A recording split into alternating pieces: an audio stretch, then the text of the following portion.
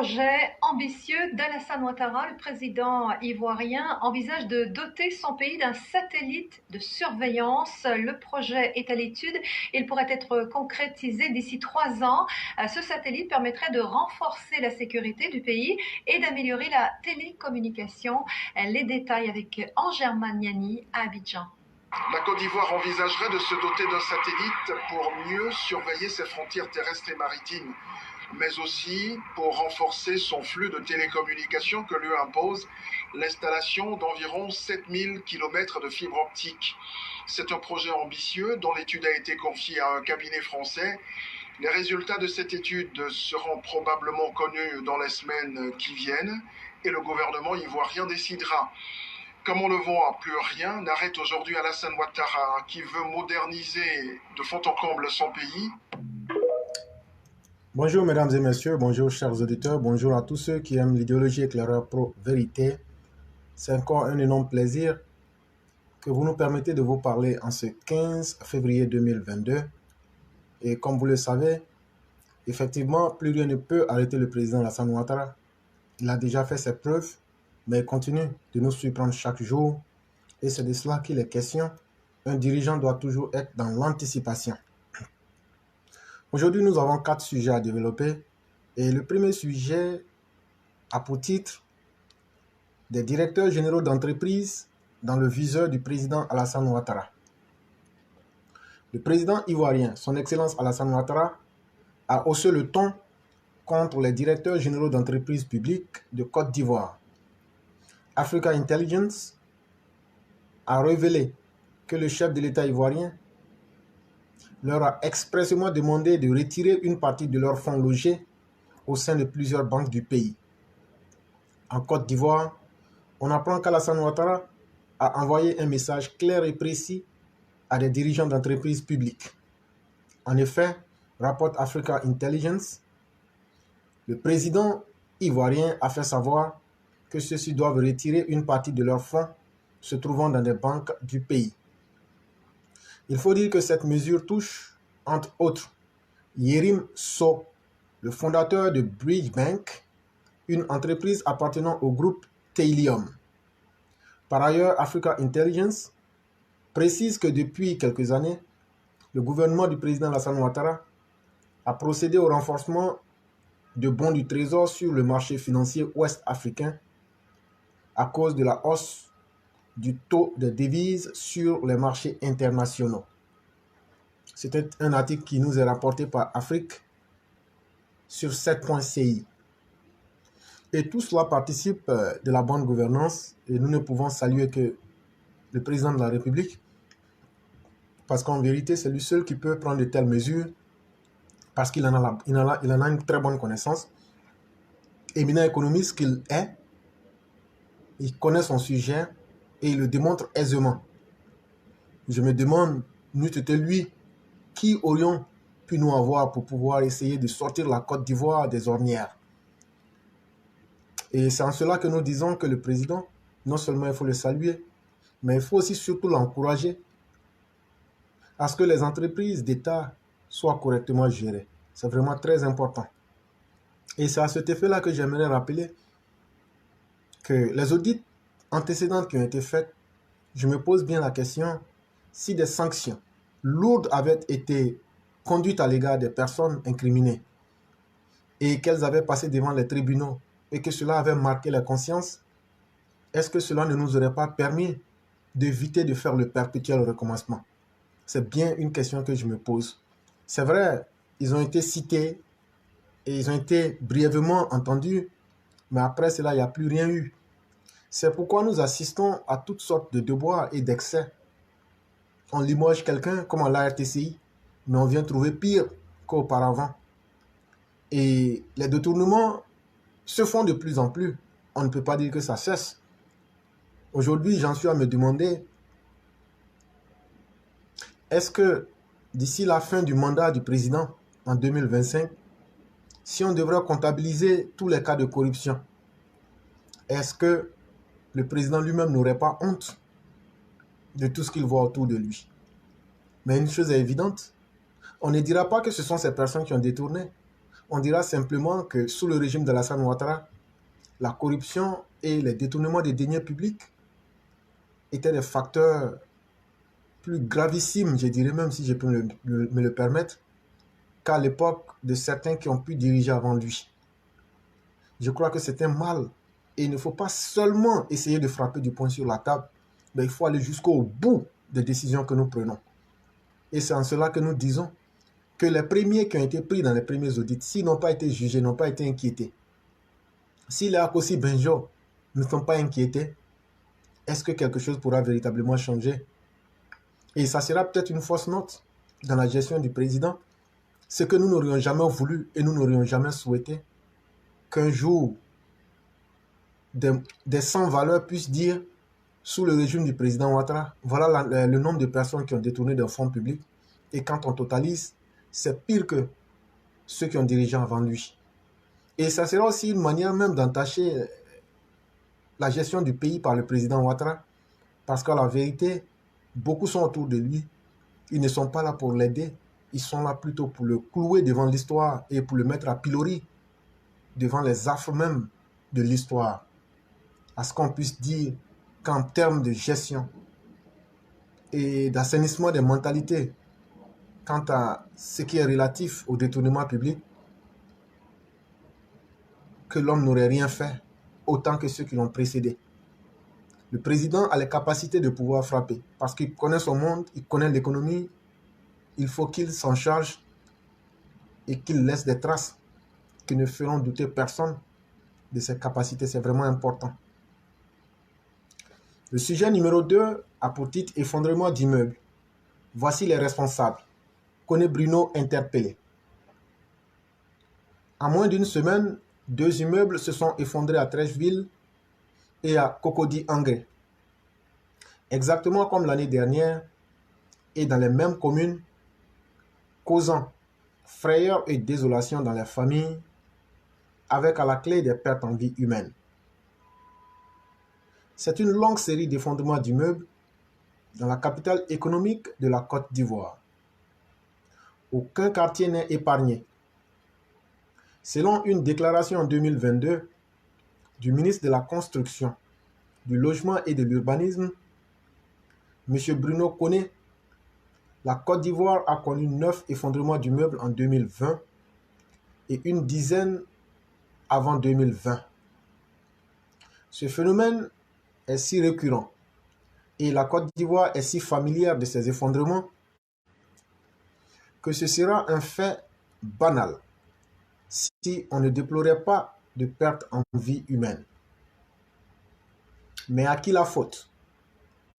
Ces catastrophes successives questionnent aussi bien les professionnels du secteur que le ministère en charge de la construction quant à la rigueur et au professionnalisme déployé par chaque acteur pour l'édification des ouvrages. M. Bruno Kone assurait l'année dernière, quand il y a un effondrement, ce n'est pas la faute au ministre, mais celui qui construit son immeuble. Le ministère a une mission de contrôle qui est principalement administratif. Assurez-vous que la personne a un permis de construire. Elle doit se faire assister par un architecte, quelle que soit la construction, dès lors qu'elle est réalisée. Et les constructions de R+2 ont recours à un bureau de contrôle ou à un ingénieur conseil. Cette déclaration du ministre continue aujourd'hui d'appeler des interrogations. Qui s'assure que le propriétaire dispose d'un permis de construire avant l'édification de l'immeuble? Si le ministère a une mission de contrôle administratif, qu'en est-il du contrôle technique? Qui doit contrôler que le cahier de charges est suivi à la lettre pour la construction d'un ouvrage? Qui veille au respect des normes? Et si contrôle il y a, est-on sûr qu'il est correctement fait avec la conscience professionnelle et l'honnêteté requise? Pourquoi les immeubles se fondrent-ils si facilement à Abidjan? Face à cette à cette situation qui endeuille régulièrement le pays, les populations ivoiriennes voudraient bien voir les responsabilités situées. afin que le gouvernement puisse prendre les mesures idoines afin de prévenir d'autres catastrophes. Conscient que ces drames suscitaient et continuent de susciter des murmures de colère, d'indignation et d'exaspération de la population, le gouvernement, pour une fois, avait en 2022 décidé de réagir vigoureusement. Ainsi, au sortir d'un conseil des ministres, le porte-parole du gouvernement avait énoncé les mesures prises relativement aux effondrements d'immeubles. Ce sont la suspension des chefs de services de l'urbanisme de Treichville et de Cocody, l'interpellation des propriétaires des immeubles effondrés, la mise sur pied d'une brigade mixte de contrôle. Le gouvernement gagnerait à aller plus loin dans les mesures à prendre afin de préserver la vie des Ivoiriens. Si on a pu saluer la réaction du gouvernement pour apaiser les populations, les Ivoiriens sont toutefois restés sur leur faim au sujet des causes des effondrements et des responsabilités qui n'ont pas réellement été situées. Avec les effondrements de ces derniers jours, il va sans dire que les solutions proposées ne sont pas bonnes et que le laxisme perdure. Depuis belle lurette, la rumeur publique fait état de ce que 80% des immeubles construits ou en construction à Abidjan n'ont pas de permis de construire. Outre ce fait, il est pointé du doigt la légèreté des contrôles effectués avant, pendant et après les constructions, où rigueur et professionnalisme sont abonnés absents, ce qui expliquerait que les normes ne sont pas toujours respectées et la responsabilité du ministère de tutelle engagé dans l'advenue des catastrophes. On se rappelle il y a quelque temps que M. Isiaka Diaby, président des victimes de la crise post-électorale de 2010, avait dénoncé la qualité du fer à béton mis en vente sur le marché ivoirien. Tout le monde l'a écouté d'une oreille distraite, certains détournant les yeux et d'autres se bouchant même les oreilles. A-t-on pris soin de vérifier cette information? A-t-on pris soin de contrôler la qualité de ces fers en question? Assurément non, puisqu'il n'y a eu ni infirmation ni confirmation de la dite information. En tout état de cause, la responsabilité de plusieurs personnes est engagée dans cette douloureuse affaire. Les propriétaires d'immeubles, dont le souci est souvent de minimiser les coûts en surfant sur la qualité des matériaux de construction, les entrepreneurs, omnibulés par les économies substantielles qu'ils peuvent faire dans l'utilisation des matériaux mis à leur disposition, et le ministère de la Construction, dont les services techniques sont souvent pointés du doigt. Le gouvernement gagnerait à aller plus loin dans les mesures à prendre afin de préserver la vie des Ivoiriens. Certainement, l'ivraie se doit de se séparer du vrai. Et mesdames et messieurs, ce qui est intéressant dans cet article, c'est que nous assistons à la sempiternelle et récurrente question des effondrements d'immeubles. Et il y a une hypocrisie générale de notre population. C'est quand il y a des morts qu'on fait semblant d'être véritablement impacté par le drame. Et c'est là que tu te rends compte que les gens, en réalité, tiennent à leur vie. Mais la vie ne fonctionne pas avec le jeu. La vie n'est pas une distraction. Et on ne peut pas ruser avec les règles de la nature. La loi de la nature est implacable. Et quand tu t'amuses, tu payes le prix cash. C'est moi qui se passe là. Est-ce que ça se passe ex nihilo du jour au lendemain? Est-ce que ça se passe d'un coup? Non. Tout le monde sait. Il y a certainement la responsabilité du ministère de la Construction. Et déjà, depuis l'année dernière, nous avons déjà, à travers nos différentes enquêtes, pointé du doigt les véritables failles. Et nos émissions sont tellement là déjà que je trouve qu'il n'est plus nécessaire d'embêter les gens en leur redisant les mêmes choses. Je peux vous ramener simplement à nos émissions de l'année dernière, qui existent toujours. Mais cette inconscience générale de la population qui n'est émue que lorsque des drames s'imposent à elle. Et quand un peuple se retrouve dans cet état mental, ce peuple-là mérite tout le malheur qui peut lui arriver. Et c'est ça le drame que les Ivoiriens vivent aujourd'hui. On peut voir des immeubles sur le point de s'effondrer. Comme actuellement ces deux immeubles, ces immeubles ne sont pas tombés en un seul jour. C'était renversé, tout le monde voyait. On a vu ça. Mais les gens ont laissé jusqu'à ce que ça tombe et qu'il y ait des morts. Et c'est là maintenant qu'on joue les étonnés.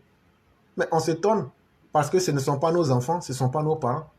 En réalité, le ministère, quand le ministre Bruno dit que lui n'est pas responsable de quoi que ce soit, mais il a totalement raison. Puisque eux, leurs parents ne vont jamais mourir dedans. Donc, que ce soit l'Ivoirien lambda qui meurt, ça n'engage que ceux qui meurent. Et après, la vie va continuer. Et donc, si vous ne prenez pas, chers Ivoiriens, vos vies au sérieux, ce n'est pas le ministère de la Construction qui va prendre vos vies au sérieux. Et donc, même si vous mourrez 1000 fois, ça ne leur fait ni chaud ni froid. Je ne dis pas que je suis contre M. Koné Bruno, mais j'ai dit que si la population est sérieuse, si la population tient à sa vie, si la population s'impose en disant il faut que cela cesse, vous allez voir que le ministère a les moyens de prendre toutes les dispositions pour vérifier les matériaux de construction, pour toucher ce qu'il faut toucher à tous les niveaux, pour que toutes les failles qui existent actuellement puissent cesser. Mais tant que les Ivoiriens même sont prêts à jouer avec leur propre vie et à jouer les étonnés quand le mal s'offre à eux, on dit bonjour aux catastrophes et on continue d'avancer. Allons-y seulement. La semaine dernière, vous avez vu le tremblement de terre qui s'est passé, je crois bien c'était en Turquie et en Syrie. Et vous avez vu comment le tremblement de terre a rasé tous ces territoires-là. On va dire que Dieu nous en épargne. C'est notre souhait, mais cela n'est pas suffisant. Et donc, je me poserais bien la question de savoir si un jour il y a tremblement de terre en Côte d'Ivoire, qu'est-ce qu'il va rester de la Côte d'Ivoire?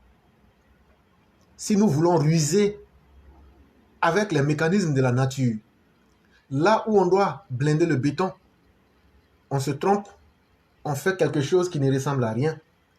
Là où on doit mettre du fer, on met du mauvais fer. Presque tout est faussé dans le travail qui est fait. Et on pense que la nature va nous épargner parce que nous avons des bons sentiments et on souhaite que cela n'arrive pas. Mais c'est pourquoi vous aurez aussi des dirigeants comme M. Bruno vous dire que de toute façon, ça ne me regarde pas. Ce n'est pas moi le fautif. Mais il n'est pas fautif puisque ce ne sont pas ses parents qui meurent. Mais il a totalement raison. Ceux qui meurent aussi, c'est parce que vous ne prenez pas vos vies au sérieux. Et vous me demanderez, mais comment prendre sa vie au sérieux? Mais en tant que population, vous devez taper du poing sur la table pour dire plus jamais ça. Il faut que le ministère prenne ses responsabilités, traquer tous les éléments véreux et prendre des décisions fermes pour une bonne fois. Pourquoi ce genre de choses n'arrive pas dans les autres pays de la sous-région?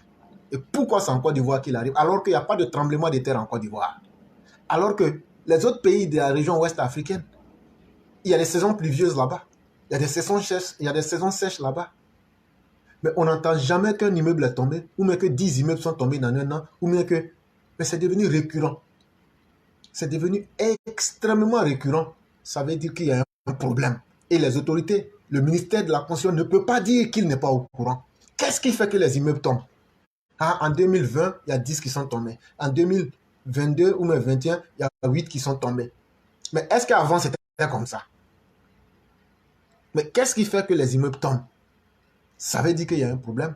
La qualité des matériaux utilisés est extrêmement mauvaise. La qualité des matériaux utilisés est extrêmement mauvaise. Mais comme nous sommes dans un pays où la corruption impose toutes ces lois, tant que des pauvres citoyens peuvent mourir, cela n'intéresse personne. Il suffit que les gens se plaignent dans leur salon Et une semaine après, la vie continue. C'est assez triste. Et tant que nous n'allons pas comprendre que notre vie est importante et exiger le meilleur pour nous-mêmes, sachez que de telles choses ne feront que croître au fur et à mesure. Et ce sont les gens malhonnêtes, les agents véreux du ministère de la Construction, les architectes véreux, ceux qui devraient surveiller les qualités des travaux. C'est toute cette chaîne-là qui va se sucrer, s'enrichir honteusement sur le dos des Ivoiriens et après leur offrir des édifices qui vont être certainement l'origine de leur mort. Et c'est à cela qu'on assiste depuis bien longtemps en Côte d'Ivoire. Sujet numéro 3. Côte d'Ivoire, opération pays propre. Si vous avez suivi les actualités, vous avez certainement appris que le dimanche 5 février 2023, le ministre de l'Hydraulique, de l'Assainissement et de la Salubrité a lancé, en compagnie du maire de Marcory, Abi Raoul, une vaste opération d'assainissement des berges de la lagune Ébrié dans le quartier d'Anoumabo. Ne revenons pas sur la saleté de notre environnement qui devrait nous faire honte. Nous sommes toujours fiers lorsque nous revenons d'Europe ou du Ghana, notre voisin, où vivent des peuples avec qui nous partageons les mêmes cultures. Nous sommes fiers de dire que nous avons vu des pays propres. Qu'est-ce qui nous empêche d'être propres ou qu'est-ce qui nous empêche d'être aussi propres que eux? Sommes-nous des animaux? Félicitons donc le ministre et le maire d'avoir initié cette action, en espérant que ce ne sera pas tout juste une opération cosmétique pour donner le sentiment que l'on travaille. Cela me rappelle le carrefour de l'Indénié qui était inondé à chaque pluie au temps de Laurent Gbagbo. Il fut demandé au ministre Mel Théodore d'y trouver une solution. Il planta des arbres et y installa une télévision. Évidemment, tout cela fut emporté dès la première ondée, après qu'un bus ait fracassé la télévision. Cette histoire d'ordure, il y a longtemps que nous y vivons. Rappelez-vous que le groupe Zouglou, les salopards, bien avant l'an 2000, ils nous sensibilisaient dans une de leurs chansons sur le problème des ordures. Je me souviens bien de cette une d'Ivoire Soir, bonne année les ordures, pour crier notre ras-le-bol devant la saleté de notre environnement. Rappelez-vous aussi le geste symbolique de Robert Gueye lorsqu'il prit le pouvoir. Il prit un balai pour balayer une rue, ce qui lui valut le surnom de balayeur et d'être qualifié de balayeur balayé lorsqu'il perdit le pouvoir. Je ne sais plus combien d'opérations ville propre ou quartier propre on a lancé dans ce pays. Pour quel résultat? Nous sommes toujours dans les ordures. Peut-être que tout cela nous laissait indifférents parce que nous ne voyions pas nos cités changer.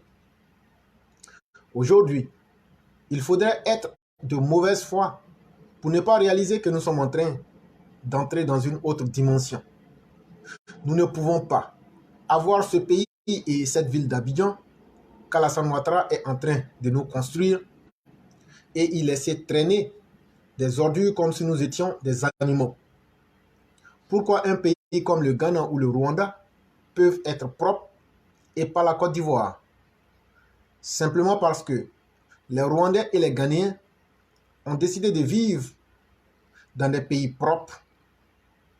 Ils ne sont pas des extraterrestres. Il est temps que nous aussi, nous prenions cette décision. Parce que notre pays mérite maintenant d'être propre et nous, Ivoiriens, méritons de vivre dans des cités propres. Être propre, c'est d'abord un état d'esprit. On peut décider de vivre au milieu des ordures parce que l'on est soi-même sale dans sa tête. À ce moment-là, on ne réalise même pas que l'on vit au milieu des ordures. Elles font partie de notre environnement normal et on ne les voit plus. Je crois que c'est notre cas.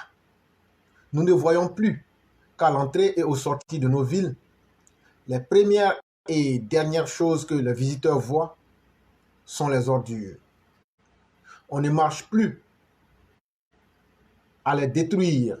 Pardon, on ne cherche plus à les détruire, ni même à les cacher, parce qu'on ne les voit pas. Nous ne savons donc pas que cela peut indisposer les visiteurs soucieux de leur santé. Nous nous étonnons de nos paludismes, fièvre typhoïde et autres maladies bizarres à répétition que nous mettons sur le compte de sorciers, alors qu'il suffit de vivre dans un environnement salubre pour que ces maladies disparaissent. Je le dis et le répète, les seuls touristes que nous attirerons dans notre pays seront ceux qui y vivent pour y faire des affaires et qui ne sortent pas des enclaves propres qui existent encore. Les autres peuvent venir une fois parce qu'ils ne sont pas informés de notre situation. Mais ils ne reviendront plus tant que nous n'aurons pas décidé de sortir de nos ordures. Ils ne sont pas masos. Alors, si le gouvernement a réagi, réagissons nous aussi, en ne jetant plus de déchets ou de papier dehors, en consacrant, par exemple, nos samedis ou dimanches, à nettoyer nos quartiers. Exercice qui vaut bien nos marches du week-end en fleurissant nos villes, nos quartiers. Pourquoi l'État n'organiserait-il pas des concours de ville la plus propre ou la plus fleurie? Et pourquoi, à côté de la carotte, ne pas sortir enfin le bâton? Pourquoi ne pas sanctionner ceux qui salissent nos cités et les mairies qui ne font aucun effort pour se rendre propres, mettant ainsi la vie de leurs habitants en danger? À propos du Ghana, tous ceux qui ont fréquenté ce pays vous diront combien il en coûte de jeter un simple papier mouchoir par terre. Alors, on fait le pari d'être désormais propre? Telle est la question. C'était un article de notre père Venance Kona. Un article simple que tout le monde comprend. C'est une question de responsabilité. Et on verra bien ce que demain nous réservera quant à cette question. Et mesdames et messieurs, nous terminons avec le sujet numéro 4. La grandeur politique est une position éthique et morale et non pas une position biologique d'aînesse ou une position historique de précédence. Pour pouvoir être politiquement grand dans un état de droit et dans une démocratie, l'acteur politique doit s'élever effectivement par ses discours et ses actes à la position de auteur de la loi, des valeurs et des principes du régime qui présuppose l'abrogation de l'ego. Parmi les grands autoproclamés, par les journaux de propagande et par les apologues de la scène politique ivoirienne, existent des entre guillemets petits qui se font quotidiennement remarquer par la mesquinerie et le caractère clivant de leurs discours et de leurs actes. La grandeur politique n'est pas à la portée du premier venu. C'était un article de notre père Alexis Diet. Et si je dois un peu expliquer de quoi l'article est question, le titre même est déjà révélateur pour nous dire que la grandeur d'un homme politique, c'est dans l'éthique et la morale, et non pas dans les positions biologiques d'aînesse. Et donc, pour ma part, si je vais expliquer, il est en train de nous dire l'éthique là, et puis la morale, c'est deux choses différentes. La morale, c'est lorsque on a la possibilité de dire à quelqu'un, voilà ce que tu dois faire, voilà ce que tu ne dois pas faire. Quand on dit à un enfant, tu ne dois pas voler, tu ne dois pas mentir, tu dois travailler, tu dois être courageux, tu dois saluer et respecter les aînés, on est en train de lui faire la morale. Ça veut dire tu dois, tu ne dois pas. Parce qu'on suppose que dans l'esprit de l'individu, si c'est un enfant, il est en phase de construction. Et donc, il faut l'aider à grandir avec les valeurs sociétales positives. Par contre, l'éthique, c'est la conséquence. Si tu viens au travail en retard, tu seras sanctionné. L'éthique va de pair avec la sanction. Et donc, d'une certaine façon, je dirais que l'éthique, c'est l'enfant qu'accouche la morale. Si tu voles, on te met en prison. Si tu mens, tu seras traité comme tel. Et l'acte d'être traité comme tel, en fonction des actes que tu poses là, c'est ça qu'on appelle l'éthique. Et pour beaucoup, et c'est ça en Afrique, on avait pensé que la politique c'était là de tromper tout le monde, comme le disait Gbagbo, et d'être un vulgaire personnage. Mais notre père Alexis Diète nous dit que la grandeur d'un homme politique là, se retrouve dans sa position d'éthique et morale. Mais bien au-delà, Bédié pense que parce que lui il est plus âgé et qu'il a dirigé la Côte d'Ivoire avant Alassane Ouattara, on devait donc lui redonner le pouvoir pour que lui soit à l'aise, pour que lui sente que vraiment, il est vraiment l'aîné. Non. Nous sommes carrément au regret de faire comprendre à Bédié, être le plus vieux ne signifie pas que vous êtes le plus chanceux. Être le plus vieux ne fait pas de vous le plus moralement et éthiquement apte. Et être l'aîné, quand on en a conscience comme il se doit, on essaye de corriger son langage.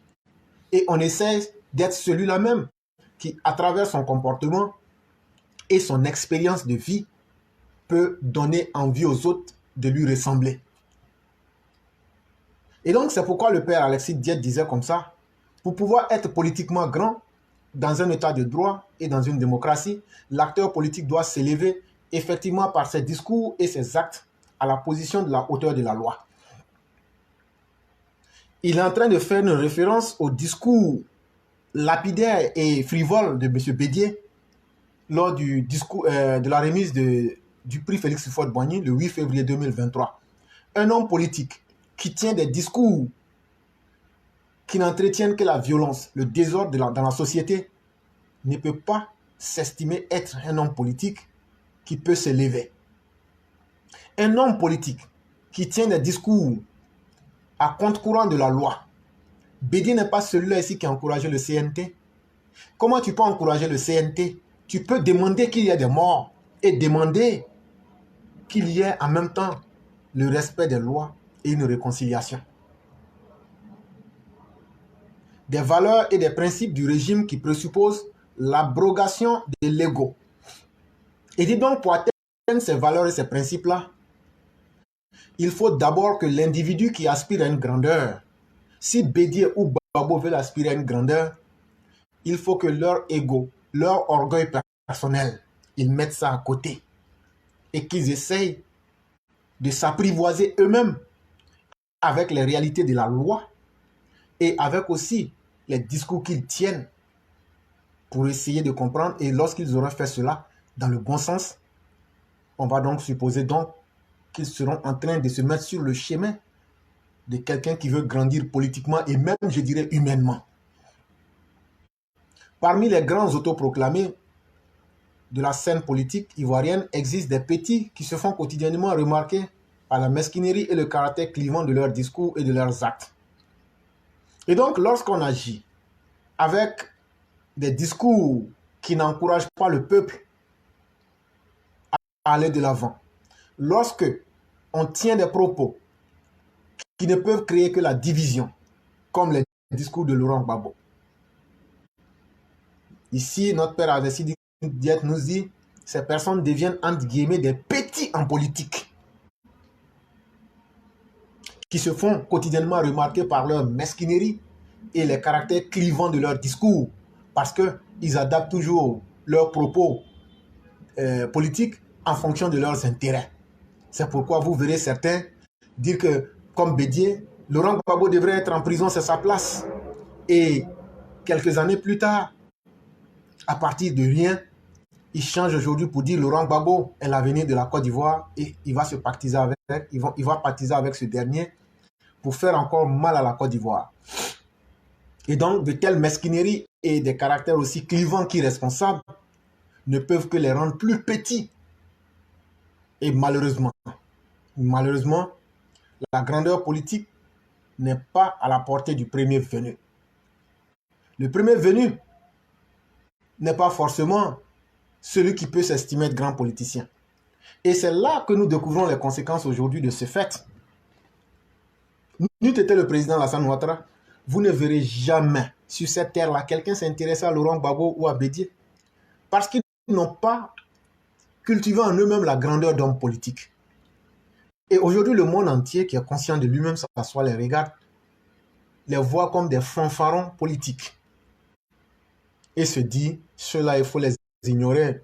Ils n'ont rien à proposer au monde. On les a vus ici. C'est eux, à leur âge, qui cherchent à se coaliser pour faire des coups d'État, qui cherchent à se coaliser, qui ne peuvent pas saisir les opportunités dans leur propre pays pour essayer de montrer que eux sont des gens grands.